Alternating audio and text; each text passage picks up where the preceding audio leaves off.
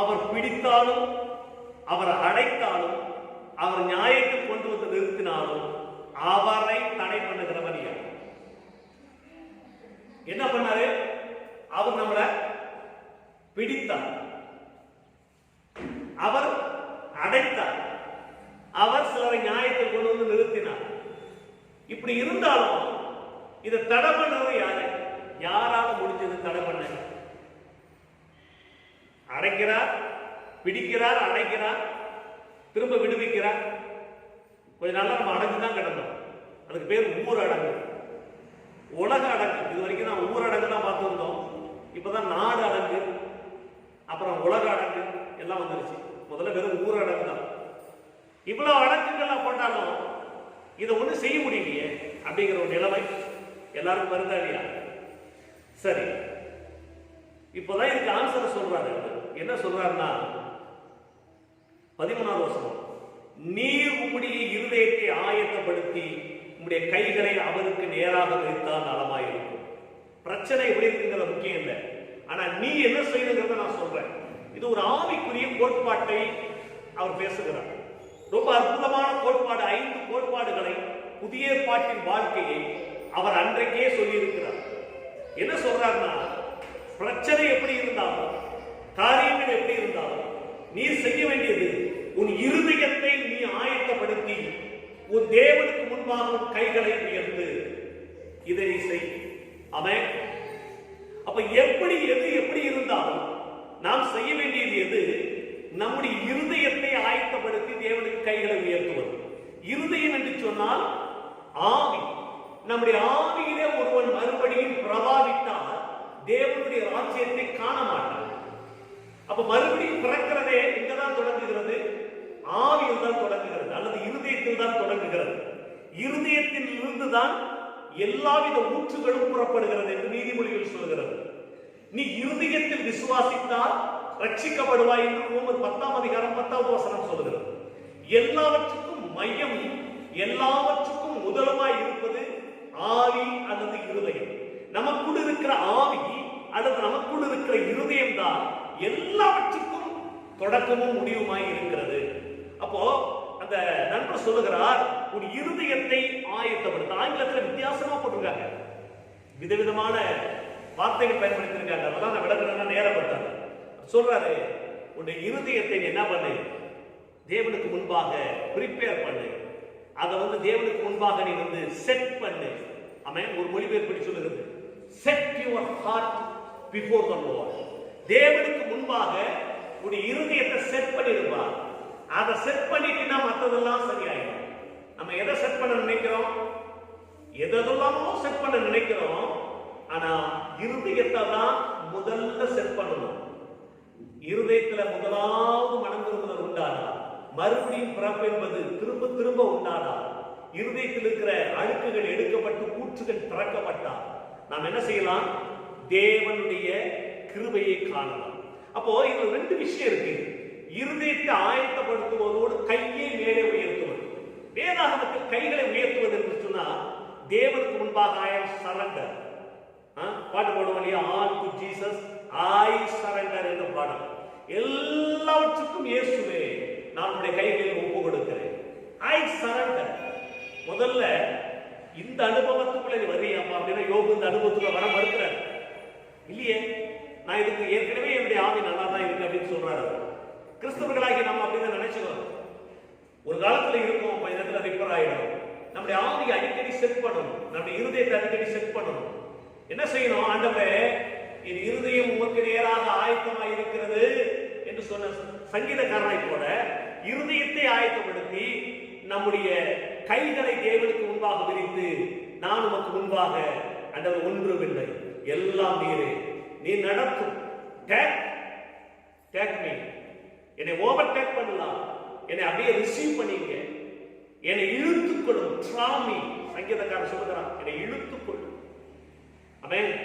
அவரை என் பக்கமாய் நீ சாயும், என்னோடு கூட நீ இரும், என்னை அப்படியே ஆட்கொள்ளும். இந்த வார்த்தைகள் தான் இதுக்கு பொருத்தமான வார்த்தைகள். அப்ப முதல் கோட்பாடு என்ன? புதிய ஏற்பாட்டின் கோட்பாடை தான் நாங்கள் பேசுகிறார். முதல் காரியம் உன் இருதயத்தை ஆயத்தப்படுத்தி உன் கைகளை உயர்த்து. நீங்க சுற்றிலும் முற்றிலும் எதையும் பார்க்க வேண்டியதில்லை. உனக்கு ரீசன் தெரிய வேண்டிய அவசியமும் இல்லை. இதுக்கு அந்த ரீசன் நோ. ஒன்று ஆண்டவரே, இருதயம் முன்பாக நீ நல்லவர், நீ பெரியவர், நீ அற்புதர் அப்படின்னு சொல்லு. உன் கைகளை உயர்த்து. இது முதல் கோட்பாடு. இரண்டாவது கோட்பாடை சொல்லுகிறார். 10வது வசனம், மன்னிக்கணும், 14வது வசனம். உம்முடைய கையிலே அக்கரம் இருந்தால் அதை தூரத்தில் அகற்றிவிட்டு அநியாயம் உம்முடைய கூடாரத்தில் வாசமாய் இருக்க ஒட்டாதேரும். இரண்டாவது காரியம், சுத்திகரித்துக் கொள்ளும். ஃபர்ஸ்ட் ஆவியிலே மறுபடியும் பிறந்து கொள் அல்லது இருதயத்தை ஆயத்தப்படுத்து. இரண்டாவது சுத்திகரித்துக் கொள். உன் கையை சுத்திகரி, உன்னுடைய வீட்டை சுத்திகரி. நம்ம என்ன பண்றோம்? இப்போ எல்லாம் சுத்தமா இருக்கு, ரொம்ப கிளீனா வச்சிருக்கோம் சர்ச்சு.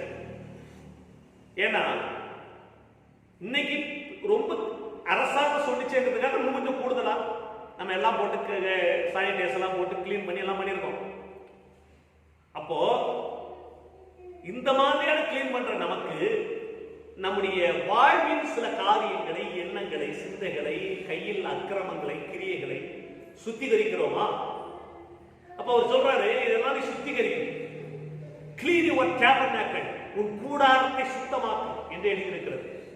கிளீன், வேதம் சொல்லுகிறது, இயேசு கிறிஸ்துவின் ரத்தம் சகல பாவங்களை நீக்கி சுத்திகரிக்கும். பாவம் சுத்திகரிக்கப்பட்டுச்சுன்னா பாவத்தோடு நோயும் போயிடும்.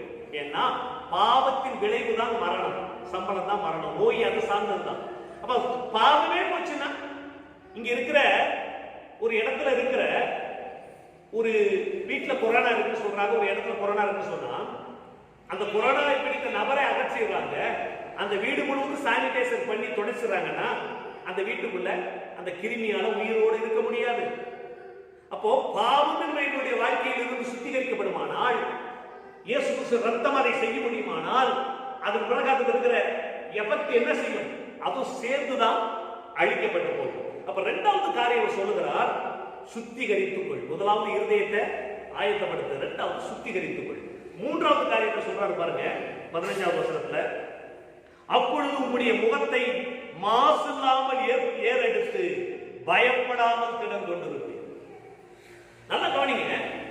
ஆதி ஆயத்தமாக இருந்து நம்முடைய பாவம், நம்முடைய அக்கிரமம், நம்மை சார்ந்திருக்கிற துஷ்ட கிரியைகள்லாம் சுத்திகரிக்கப்பட்டு விட்டால் நம்ம தேவனை எடுக்கும் போது அப்படி பார்க்கும் போது கிளீனா தெரியும். கண்ணாடி இருக்கு, கண்ணாடியில வெறும் தூசியா இருக்குது. அந்த தூசி எல்லாம் கம்ப்ளீட்டா தொடச்சிட்டு முதல்ல கண்ணாடிக்கு ஒரு ஸ்கிரீன் போட்டுருக்கு. அந்த ஸ்கிரீனை எடுக்கணும். அதுதான் இருதயத்தை ஆயத்தப்படுத்துவது. உள்ள பார்த்தா கண்ணாடி இருக்கு, கண்ணாடியை பயன்படுத்துறதுனால தூசி இருக்கு. கிளீனா ஸ்ப்ரே அடிச்சு அதை கிளீனா தொடச்சா இப்ப முகம் எப்படி தெரியுது? கிளீனா தெரியுது. ஆமே, அந்த மாதிரி நீ முதல்ல இருதயத்தை ஆயத்தப்படுத்த, இரண்டாவது சுத்திகரித்துக் கொள். இப்படி சுத்திகரிச்சுட்டா அவங்க முகம் தேவனுக்கு முன்பாக மாசில்லாத முகம் இருக்கும்.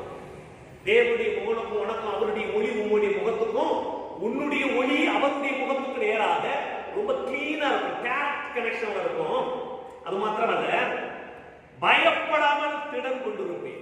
திடம் கொண்டிருப்பதுனா ஒண்ணு இல்லை, ஆண்டவர் முன்பாக போய் நிற்கும் போது சுற்ற மனசாட்சி, அசுத்த மனசாட்சி, ஆண்டவர் அதை கண்டுபிடிச்சிருவாரோ, அது எங்கன்னு கேட்டுருவாரோன்னு போதான் டக்குன்னு அவங்க கேட்போம். நம்ம எங்கேயாச்சும் தப்பு பண்ணிட்டு ஏதாச்சும் போய் நிற்கும் போது நம்ம உரிய டக்கு டக்கு டக்கு எல்லாம் இருக்கும். ஆமா, அந்த அது எங்க அப்படின்னு நம்ம கேட்க போறோம்னு நம்ம நினைப்போம். அதை தான் அவங்க கேட்பாங்க. ஏன் தெரியுங்களா? அவங்க கேட்கல, நம்ம கேட்பாங்கன்னு நினைக்கிறோம் இல்லைங்களா? அந்த அந்த எண்ணம் போய் அவங்க மனசுக்குள்ள புகுந்து கேட்க வைக்கும். அதாவது இது ஆதி கனெக்ஷன். நீங்க நினைக்கிறதெல்லாம் கொஞ்சம் ட்ரைனிங் இருந்தா நீங்க நினைக்கிறதெல்லாம் சொல்லிட முடியும். இயேசு எல்லாருடைய நினைவுகளையும் அறிந்திருந்தார். எப்படி? அவர் ஸ்பிரிச்சுவல் மேனா இருந்தார். நீங்க நம்மளால அப்படி இருக்க முடியல. அந்த அளவுக்கு ஸ்பிரிச்சுவல் வந்துட்டா என்ன நினைக்கிறாங்கன்னு கண்டுபிடிச்சிட முடியும். அப்போ நீ பயம் இல்லாமல் திடனாய் இருக்கு, தேவனுக்கு முன்பாக ரொம்ப ரிலேஷன்ஷிப் ரொம்ப சூப்பரா மாறிடும். திடன் கொள்ளுதல் மூன்றாவது காரியம் என்ன?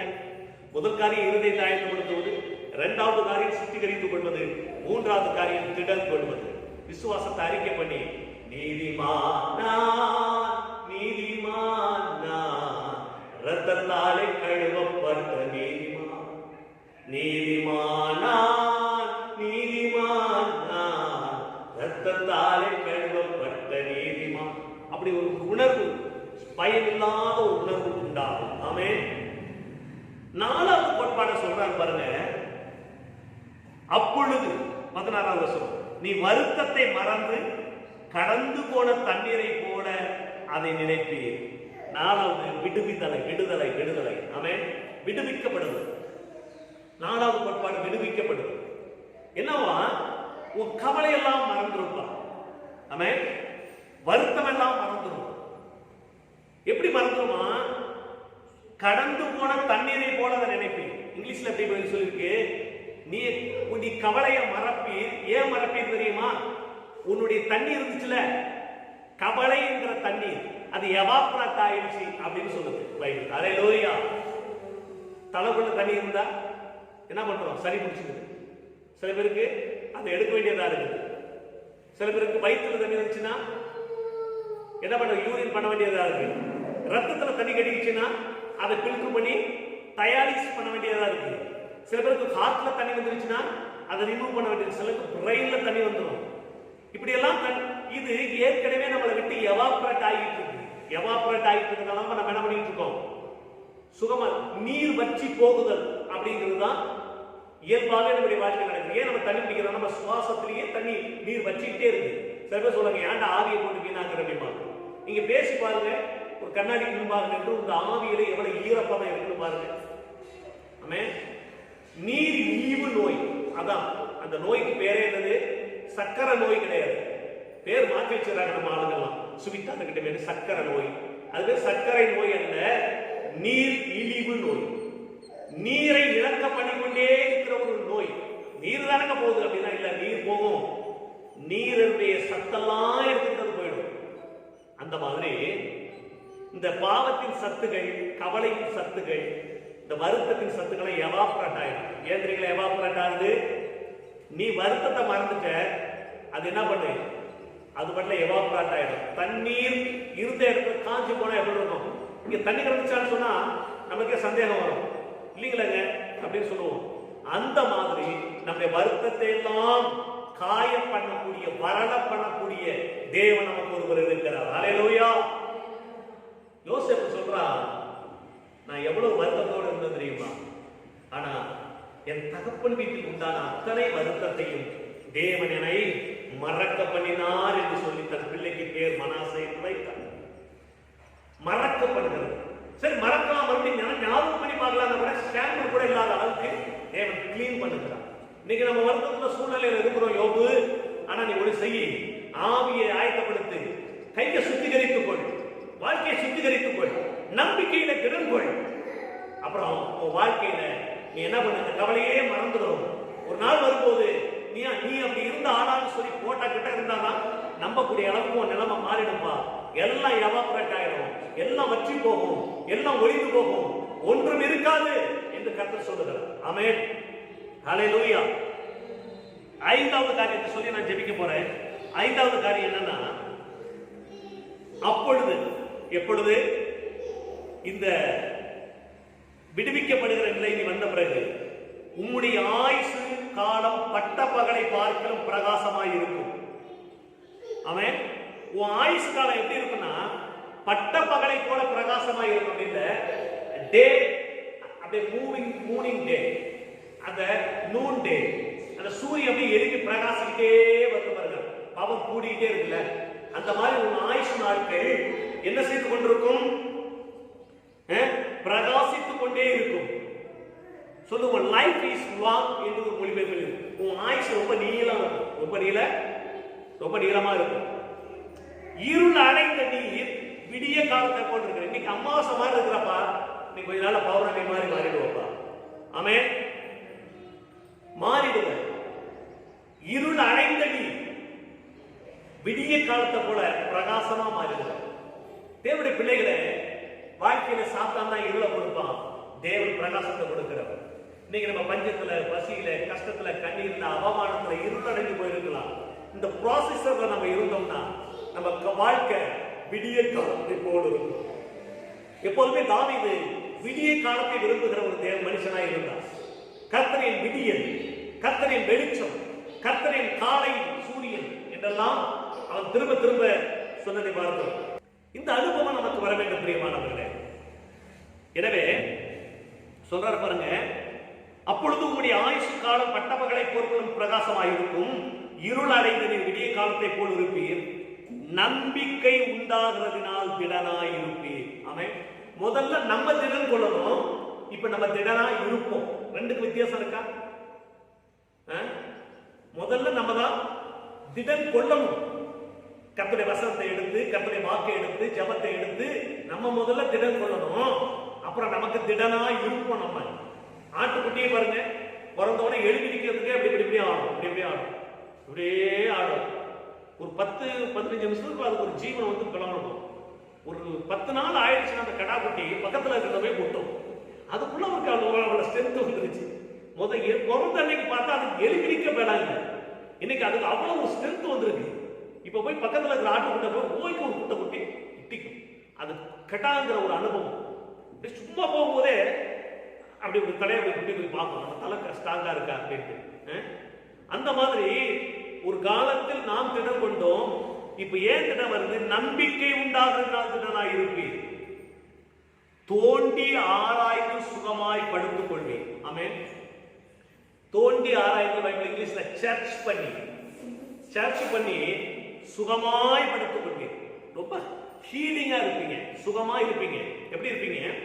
நம்பிக்கை உண்டாகும். எப்பங்க நம்பிக்கை உண்டாகும்? நம்ம என்ன சொல்றோம்? முதல்ல நம்பிக்கை இல்ல, முதல்ல நம்பிக்கை வர்றது நம்பிக்கையே இல்லை. இப்படி வர்றதுதான் நம்பிக்கை. முதல்ல ஆவியில, அப்புறம் கிளீனஸ் மனம் திரும்புதல், அப்புறம் திடன் கொள்ளுதல், வசனங்களை சத்தியங்களை கேட்டு, எல்லா சத்தியங்களை போதனைகளை கேட்டு கொஞ்சம் கொஞ்சமா திடன் கொள்ளுதல், சத்துள்ள உணவுகளினால் திடன் கொள்ளுதல், அப்புறம் அந்த திடனுக்கு ஏற்ற பிரகாரம் நம்முடைய சூழ்நிலைகள் எல்லாம் மாறுதல். அதுக்கு பிறகுதான் வருகிறதுதான் விசுவாசம் அல்லது நம்பிக்கை. இந்த நம்பிக்கை வந்ததுக்கு அப்புறம் என்ன பண்ணுவோம்? நம்ம போய் தூங்குனா கூட சுகமா தூங்கும். கொரட்டை அடிச்சா கூட அதுல ஒரு சுகம், சுகத்தோடு கொரட்டை அடிக்கும். அந்த அளவுக்கு ஆண்டவர் சுகமாய் படுத்துக் கொள்வீர், பயப்படுத்துவர் இல்லாமல் நித்திரை செய்வீர், அநேகர் உங்களுடைய முகத்தை நோக்கி விண்ணப்பம் பண்ணுவார்கள். இதோட அவர் முடிக்கிறார். என்ன நடக்குதுன்னா, நீ தூங்கிட்டு இருப்ப, நீ சுகமா இருப்ப.